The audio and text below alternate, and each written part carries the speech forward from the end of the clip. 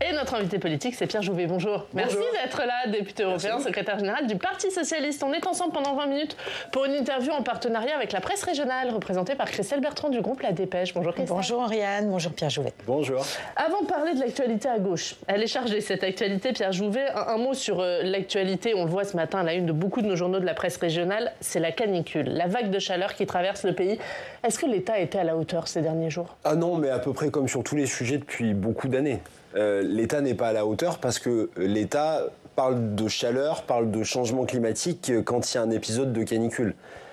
La canicule, ce qu'il faut dire d'abord et avant tout, c'est qu'on peut en parler de manière anecdotique, comme si c'était juste la météo et ça préoccupe nos concitoyens. La canicule, ça tue des gens. La canicule, ça sature nos hôpitaux. La canicule, ça montre toutes les faiblesses de nos villes face à l'incapacité de s'adapter au changement climatique, la défaillance d'un système qui, aujourd'hui, n'est pas prêt à, finalement, des vagues de chaleur comme celles qu'on a connues hier partout en France et comme celles qu'on connaît depuis des semaines maintenant, moi dans la Drôme, c'est totalement insupportable. Et on devrait mettre en place, et si la gauche était au pouvoir, elle aurait enclenché un plan canicule. Un plan canicule, c'est quoi? C'est par exemple dire que dans toutes les piscines publiques de ce pays, elles soient ouvertes de manière gratuite pour tous. Un plan canicule, c'est dire que nous ne pouvons plus vivre dans des passoires thermiques qui sont des fournaises l'été et où on se gèle l'hiver.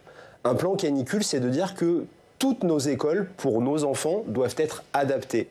Que nos villes doivent permettre d'avoir des îlots de fraîcheur des investissements dans les bâtiments et, bien en fait, c'est de faire de la transition écologique une priorité. Et qu'est-ce qui s'est passé là, avec ce gouvernement ces derniers mois? Dans la proposition de budget qui a été votée, on a eu les suppressions et les coupes du fonds vert. Quand on a un débat budgétaire, on ne s'en aperçoit pas trop de ça. Mais le fonds vert, c'est ce qui permet aux collectivités d'investir et de s'adapter face au dérèglement climatique. Et donc, on vit un moment qu'on va revivre de manière permanente dans les années qui viennent. Et je crois qu'il est temps, à travers ces épisodes-là, quand tout le monde les vit, de se dire que nous devons faire face et il est temps de changer de regard face à ces épisodes. Bruno Retailleau, il dit arrêtons de tout demander à l'État. Il n'a pas raison? Ah oui, mais alors, Bruno Retailleau, il dit arrêtons de tout demander à l'État et en même temps, ils veulent essayer de faire de la communication et lui-même, Bruno Retailleau, dépense des millions d'euros pour des opérations de communication qui ne servent à rien. Vous pensez à quoi? En fait, je pense à ce qu'il a fait la semaine dernière, Gare du Nord, quand on a gaspillé 10 millions d'euros d'argent public, 10 millions d'euros d'argent public, pour aller faire des contrôles Gare du Nord qui ont servi à arrêter 100 personnes, juste pour la communication de M. Retailleau. Eh bien moi, ce que je dis, c'est que plutôt que de mettre de l'argent qui ne sert à rien sur des opérations de diversion et de communication, prenons la question du changement climatique de manière immédiate. On a eu, il y a quelques semaines, un débat sur les ZFE, les zones à faible émission. On a eu un débat qui a été totalement pollué. On a expliqué que faire les zones à faible émission, c'était pour taper sur les plus pauvres qui ne pouvaient pas changer de voiture pour rentrer en ville. C'est pas le cas? Bien, ce qui serait la réalité, c'est de dire que chaque année, on a des dizaines de milliers de personnes qui, dans nos villes, meurent à cause de la pollution et que là encore, l'État doit adapter et doit accompagner celles et ceux qui n'ont pas les moyens à changer leur voiture pour pouvoir venir travailler en ville. Ça, c'est de l'écologie positive, c'est de l'écologie qui change la vie des gens et c'est ce qui doit être demain une priorité politique et en tout cas, c'est ce que la gauche doit mettre au cœur de ses propositions. On va parler de l'actualité politique à gauche et on commence avec la motion de censure. La gauche a défendu hier une motion de censure qui n'a pas été votée. Est-ce que François Bayrou a raison de dire que c'était une manière pour le PS de se réancrer dans l'opposition après l'avoir soutenu pour le budget? Le PS a toujours été dans l'opposition à François Bayrou. Le PS a été responsable quant au moment du budget et face à l'incapacité de François Bayrou de sortir un budget qui était plus équilibré après la chute de Michel Barnier. Nous avons donné un budget à ce pays pour que nos collectivités fonctionnent, que nos hôpitaux puissent tourner. Et là, vous aviez besoin de montrer aux Français, à vos électeurs, que vous ne seriez pas le soutien de François Bayrou Christelle Bertrand, quand il fait 40 degrés comme aujourd'hui et qu'on travaille au marteau-piqueur dans la rue, on va dire à ces gens-là que par les choix politiques de droite de François Bayrou et de ses amis, on va laisser ces hommes et ces femmes travailler jusqu'à 64 ans parce qu'il n'a pas tenu l'engagement qui avait été celui qu'il avait pris devant le Parlement, de revenir devant l'Assemblée nationale avec un texte sur la réforme des retraites pour abroger la réforme Borne à 64 ans. Mais là, il a demandé aux partenaires sociaux de se mettre d'accord. Ils n'ont pas réussi à se mettre d'accord. C'est pas la responsabilité de François Bayrou? C'est sa responsabilité totale. Et c'est celle du MEDEF avec lui. Quand on convoque un conclave et qu'on dit c'est le MEDEF qui, de toute façon, a la clé de la discussion, puisque François Bayrou lui-même dit il n'est pas question de revenir sur la mesure d'âge, qui est la mesure qui a mobilisé des millions de Français dans la rue, qui a été imposée par 49.3 et qui fait que, en très grande majorité, les Français sont contre cette réforme Borne qui va les faire travailler jusqu'à 64 ans. Mais là, il a promis un texte, au moins dans le PLFSS. Oui, il a promis un texte qui arrivera en novembre, adossé au PLFSS. C'est finalement, laissez-moi encore une minute, monsieur le bourreau. François Bayrou, je vais vous le dire de manière très claire, il est condamné à tomber. François Bayrou est aujourd'hui, je pense qu'il tombera au moment du budget. François Bayrou. C'est-à-dire que vous voterez la motion de censure du RN ? Non, je pense que les socialistes, comme ils l'ont fait hier, déposeront sans doute une motion de censure, parce qu'on voit bien que les pistes budgétaires qui vont être amenées n'iront pas dans le bon sens. On voit ce gouvernement qui est incapable de faire les bons choix. On va faire toujours payer plus les Français qui travaillent. On ne va pas aller taxer les dividendes ou les super profits. On est incapable de faire des véritables mesures budgétaires pour nos services publics, pour nos hôpitaux, pour nos écoles. Ça veut dire qu'on repart avec une France sans budget à l'automne? Est-ce que c'est responsable? Oui, c'est responsable. Ce qui est irresponsable, c'est que depuis un an, ces gouvernements successifs qui finalement poursuivent la politique qui est conduite par Emmanuel Macron depuis qu'il est président de la République, ne veulent rien entendre des changements nécessaires. Et moi, ce que j'ai constaté hier, pour revenir sur cette motion de censure que le Parti socialiste a déposée, c'est surtout l'escroquerie politique du Rassemblement national. Ce parti qui fait croire qu'il est le parti des travailleurs, qu'il est le parti du peuple, et qui refuse de voter une motion de censure sur la question de l'abrogation de la réforme des retraites, c'est le vrai visage de l'extrême droite. C'est cette extrême droite qui, en réalité, n'est là simplement que sur des mesures identitaires et qui n'est pas là pour changer la vie des Français. Et ça, tout le monde l'a bien vu hier. Et donc, je le dis aujourd'hui de manière très claire, les socialistes seront toujours constructifs quand il faudra l'être, mais seront dans une opposition résolue quand toutes les propositions qui seront faites par François Bayrou et ses gouvernements iront dans des mesures en moins pour les Français et iront sur des mesures de régression. Ce pays a besoin de changements en profondeur et il faut les mettre en œuvre. Mais là, s'il y a censure de François Bayrou, il n'y aura pas de changement. On a compris qu'Emmanuel Macron nommerait quelqu'un qui lui ressemble. Donc, à quoi sert une motion de censure aujourd'hui? Mais je crois que ça sert à donner des signes politiques très clairs. On a, vous savez, là aussi, excusez-moi, vous me connaissez, je ne suis pas un adepte de la langue de bois. Depuis qu'il est Premier ministre, il a fait quoi, François Bayrou? À quoi sert François Bayrou? Moi, je vais poser cette question de manière très claire. À quoi sert François Bayrou? François Bayrou aussi avec l'Assemblée telle qu'elle est composée. Ah non, François Bayrou, il ne cherche qu'à faire des mesures électoralistes. Il travaille sur la proportionnelle. Ça, je vois que vraiment, il essaye d'y passer beaucoup d'heures et beaucoup de temps. Sans doute dans des deals et dans des négociations avec les uns et les autres. Mais là encore, pour essayer de durer et pour essayer de vivre un petit peu plus par sa fonction de Premier ministre. Il est aussi en train de préparer un budget. Attendons les mesures qu'il fera au moment du budget. Mais ce que je vois, c'est que François Bayrou, il ne prépare que des artifices politiciens. Et que François Bayrou, je vous le dis là aussi de manière simple, et je crois que les Français ne sont pas dupes de ça. François Bayrou n'est pas à la hauteur de la fonction qu'il exerce. On nous avait vendu quelqu'un qui était prêt depuis 30 ans à ses grandes responsabilités et à ses grandes fonctions. François Bayrou, en vérité, est un roi fainéant qui ne fait rien. Depuis qu'il est Premier ministre, il n'y a rien qui a été mis sur la table pour améliorer le quotidien des Français, absolument rien. Et donc, je pense qu'il est nécessaire aussi que les socialistes sont dans leur rôle, que nous fassions des propositions. Nous le ferons au moment du budget. Mais sur les 64 ans, là, qu'est-ce que vous allez faire? Est-ce que vous avez encore des leviers? Bien sûr que nous avons encore des leviers. Vous allez faire quoi? Non, nous avons des leviers pour une raison simple. D'abord, nous allons faire des propositions à la rentrée très précises sur la vision des socialistes sur la réforme des retraites. Là aussi, il est temps, sur ce sujet, de remettre les choses à plat. Il est temps de reprendre de manière précise, pour les décennies qui viennent, un système de retraite qui permette d'être équilibré et de dire aux jeunes qui nous regardent, qui nous écouteront sur les réseaux sociaux, qu'ils auront une retraite. Et donc, il faut remettre à plat notre système de retraite. Les socialistes feront une proposition précise à la rentrée sur leur vision pour les retraites. Mais c'est quoi votre vision? C'est de prolonger la réforme Touraine, par exemple? Mais notre vision, c'est de faire une réforme qui sera une réforme des retraites équilibrée, c'est-à-dire en reprenant... Donc ça veut dire quoi? Augmenter la durée de cotisation? Non, c'est pas augmenter la durée de cotisation. C'est de prendre au réel, selon les métiers des uns et des autres, selon la pénibilité du travail, selon l'âge où on a commencé à travailler. Des critères de pénibilité. Et donc, il faut impérativement remettre notamment des critères de pénibilité. Il faut prendre en compte la réalité du travail. Les métiers sont différents. La vie au travail a changé. Et donc, on doit arriver à financer et à permettre à chacun d'avoir une retraite qui soit une retraite digne et où les ouvriers qui partent à la retraite en moyenne au même moment ou quasiment que les cadres, mais qui ont une espérance de vie qui est en moyenne de 7 années de moins que les cadres dans ce pays, puissent profiter de leur retraite et puissent vivre un peu en bonne santé. C'est le projet des socialistes. Parle de la réunion de la gauche, Christelle. Oui, qui se réunit donc aujourd'hui à Bagneux, autour de Lucie Castet, avez-vous dit. Ce sera elle la candidate en 2027 ?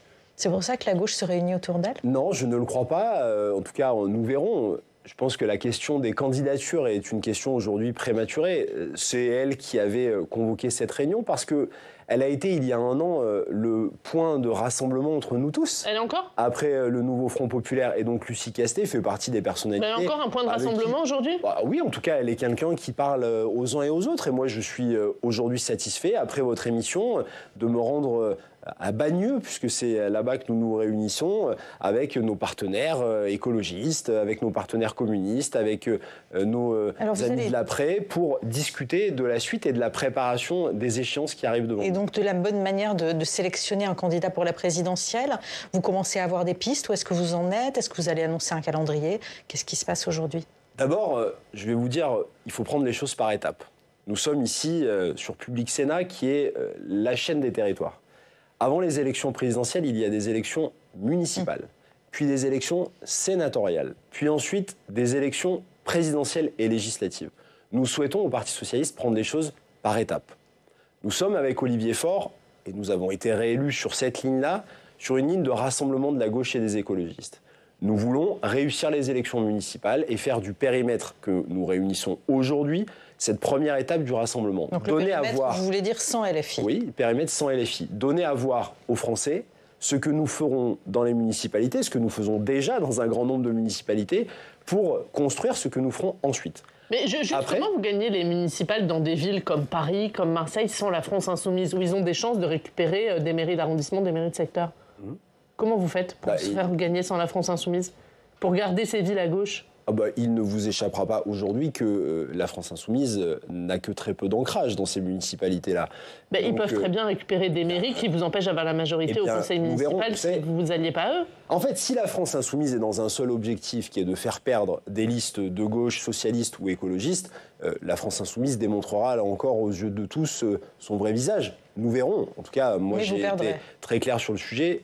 Je ne le crois pas. Je pense que la gauche, elle a prouvé à Paris, à Marseille, à Rouen, à Montpellier, qu'elle changeait en profondeur la vie des gens. Nos maires socialistes sont ancrés depuis des années, mènent des politiques publiques qui, justement, on parlait de canicule au début de notre émission, permettent d'avoir des îlots de fraîcheur, de la végétalisation, des cours d'école qui sont végétalisés, des plans habitat qui permettent un meilleur équilibre de la ville. Bref, je veux qu'on gagne ces élections municipales ensemble.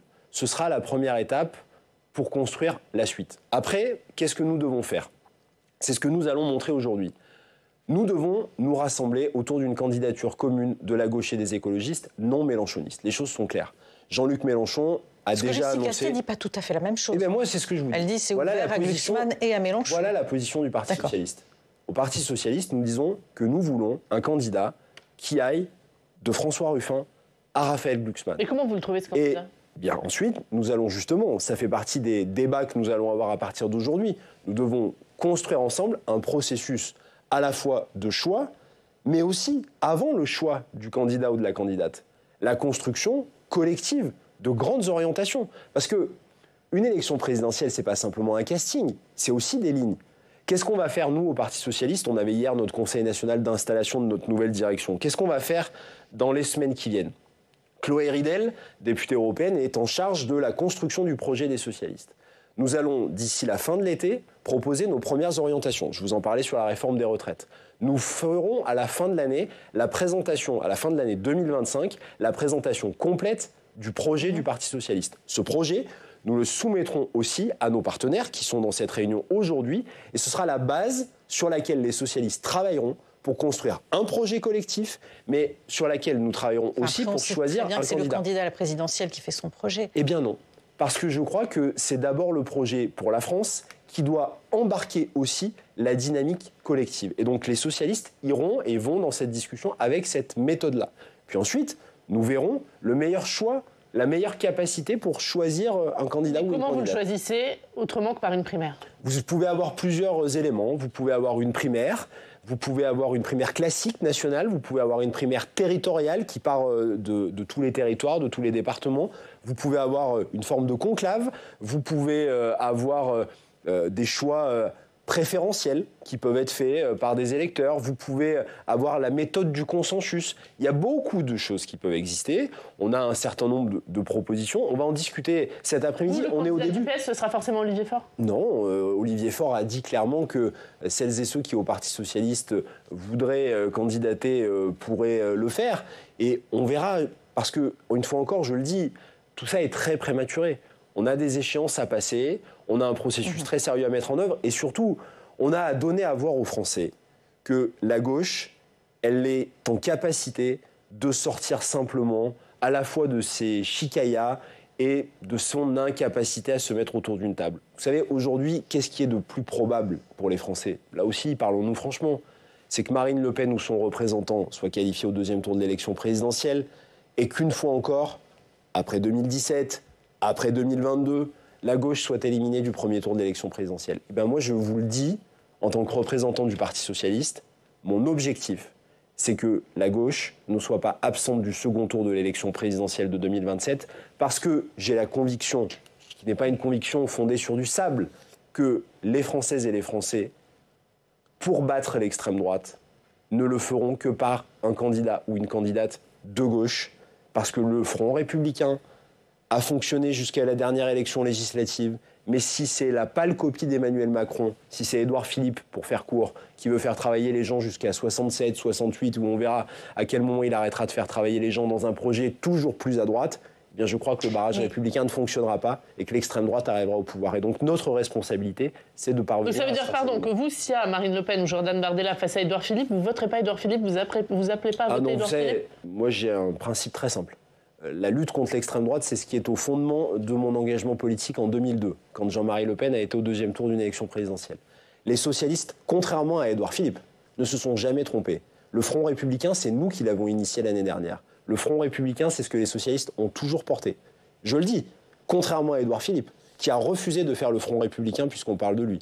Donc vous savez, à un moment, les électeurs de gauche, ils en ont un peu aussi ras-le-bol de voir des gens toujours plus à droite qui viennent leur faire la leçon en permanence, qui veulent détricoter les services publics, qui veulent les faire travailler plus longtemps et qui veulent surtout pas faire payer les riches.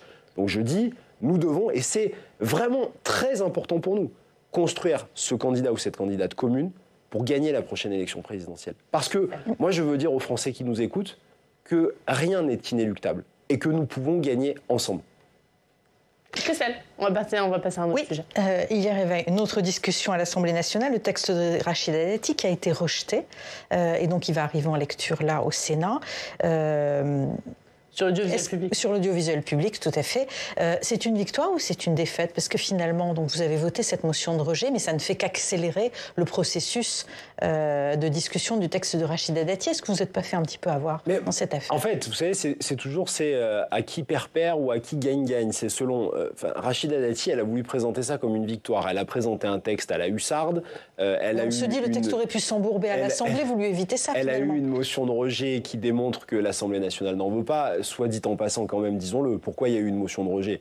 Parce que ce qu'on appelle le soi-disant bloc central, qui serait très solide et très uni, n'était pas là pour le soutenir, n'était pas là pour la défendre. Bon, écoutez, je crois que la vision de Rachida Dati... Comment vous l'analysez d'ailleurs? Ils ne soutiennent pas le texte ou ils ne soutiennent pas Rachida Dati? Je pense qu'ils ne soutiennent ni le texte, ni Rachida Dati, ni François Bayrou. Je pense que cette majorité n'existe pas, que ce bloc central est totalement délité, qu'ils ne savent pas où aller, vers quoi se positionner, qu'il n'y a pas de lien et qu'ils se détestent tous les uns les autres. Vous inquiète, Rachida Dati, elle peut prendre Paris à la gauche? Non, je ne crois pas. Je pense que nous avons depuis lundi au Parti Socialiste un excellent candidat qui s'appelle Emmanuel Grégoire. Je pense qu'Emmanuel Grégoire sera le prochain maire de Paris. C'était le bon choix pour vous? Oui, c'était le bon choix. C'était pas le choix d'Anne Hidalgo, c'est un désaveu pour elle? Non, mais Anne Hidalgo avait dit ce qu'elle avait à dire et vous savez, la succession d'Anne Hidalgo sera difficile. Ça peut être interprété comme ça, mais je pense qu'il ne faut pas vouloir ni rejeter, humilier. C'est derrière nous. Emmanuel Grégoire est notre candidat et je souhaite que Emmanuel Grégoire arrive, et je sais qu'il va le faire dans les prochains jours, à rassembler avec lui dès le premier tour les communistes, les écologistes, parce que garder cette ville monde dès le premier tour, est un impératif. Oui, en tout cas, je souhaite, et je le dis là ce matin sur votre plateau, aux écologistes et aux communistes dans les directions nationales, mais je leur redirai, je souhaite que les communistes et les écologistes soient avec nous dès le premier tour de l'élection municipale à Paris, derrière Emmanuel Grégoire, parce que nous devons garder Paris à gauche avec Emmanuel Grégoire. Mais pourquoi derrière Emmanuel Grégoire dans les sondages? David Béliard, le candidat écologiste, est aussi très bien placé. Pourquoi c'est pas vous qui vous rangeriez derrière David Béliard? Vous savez, il y a un principe assez clair. Les sondages ne font pas l'élection. Depuis Bertrand Delanoë jusqu'à Anne Hidalgo, et qui n'a pas fini son mandat, je crois que les socialistes ont démontré à la fois leur capacité de gestion à Paris, leur capacité de transformation. Cette ville s'est transformée. Cette ville est une réussite aussi dans bien des politiques publiques. Elle a été pionnière en termes d'écologie politique dans les changements de la ville, ce qui a valu d'ailleurs beaucoup de critiques à Anne Hidalgo. Mais aujourd'hui, on voit que c'est une réussite et une belle transformation. Emmanuel Grégoire, qui a été premier adjoint au maire, qui aujourd'hui est député socialiste et qui incarne, je le crois, celui qui peut être celui qui battra Rachida Dati à Paris. Et donc je souhaite que nous ayons des discussions avec les écologistes, les communistes et celles et ceux qui le voudront pour un rassemblement derrière. Quand vous voyez le vote d'hier, est-ce que vous espérez qu'une partie du bloc central soutienne Emmanuel Grégoire contre Rachida Dati? Je sais que ce n'est pas le même vote, mais est-ce que c'est un signal positif pour vous? Nous verrons. Vous savez, ça fait combien d'années maintenant, 7 ans, 8 ans, qu'on me parle des macronistes de gauche. Bon, je les cherche encore. Voilà, on les cherche. Où sont les macronistes de gauche? Ils ont avalé toutes les couleuvres. Là, maintenant, ils siègent à côté de Bruno Retailleau. J'entends encore certains, je voyais il y a quelques semaines un ancien sénateur, François Rebsamen, qui disait non, mais moi je suis encore de gauche, je me sens bien à gauche. Mais par contre, celui qui est assis à sa gauche, ou plutôt à sa droite en Conseil des ministres, il s'appelle Bruno Retailleau. Bon, si vous voulez, à un moment... Chacun doit être face à ses responsabilités. Il y a des choix, il y a des orientations politiques qui sont prises. On a parlé de la retraite, c'est un sujet majeur pour notre société. On a parlé des opérations de communication. Vous leur tendez encore la main? Bien sûr, moi je tends la main et nous tendons la main à toutes et à tous. Nous devons construire un projet de gauche écologiste qui transformera en profondeur ce pays et tout le monde sera le bienvenu. Dernière question sur Boualem Sansal. Oui, c'est ça, qui a été condamné hier. Depuis son arrestation jusqu'à hier, on n'a pas forcément beaucoup entendu la gauche, surtout pas LFI. Comment vous l'expliquez? Je ne sais pas, moi en tout cas j'ai eu une résolution qui a été proposée au Parlement européen pour la libération immédiate de Boualem Sansal, et bien sûr que nous l'avons votée. Au Parti Socialiste, nous avons été très clairs. Il est absolument inacceptable, inadmissible et insupportable qu'un écrivain soit retenu en prison pour ce qu'il écrit. Et nous demandons et nous exigeons la libération immédiate de Boualem Sansal. Comme vous savez, Boualem Sansal n'est pas le seul. Vous avez un confrère journaliste qui est aussi emprisonné et nous demandons sa libération immédiate. Et nous disons aussi que là aussi... Il paye les relations compliquées entre la France et l'Algérie. Oui, mais vous voyez bien les haussements d'épaules, les jeux tactiques, les coups de menton faits par Emmanuel Macron ou encore une fois Bruno Retailleau ne fonctionnent pas. Et il y a un moment, on doit aussi reprendre des discussions bilatérales de manière claire avec l'Algérie pour arriver à ce que nos compatriotes soient libérés, parce qu'il est insupportable de voir que certains soient enfermés pour leur choix, et donc nous exigeons ces libérations immédiates au Parti Socialiste. Merci beaucoup Pierre Jouvet. Merci d'avoir été avec nous. Christelle, la une de la Dépêche, la France en guerre contre les fumeurs. C'est à la une de la Dépêche du midi aujourd'hui. On passe tout de suite au Club des Territoires.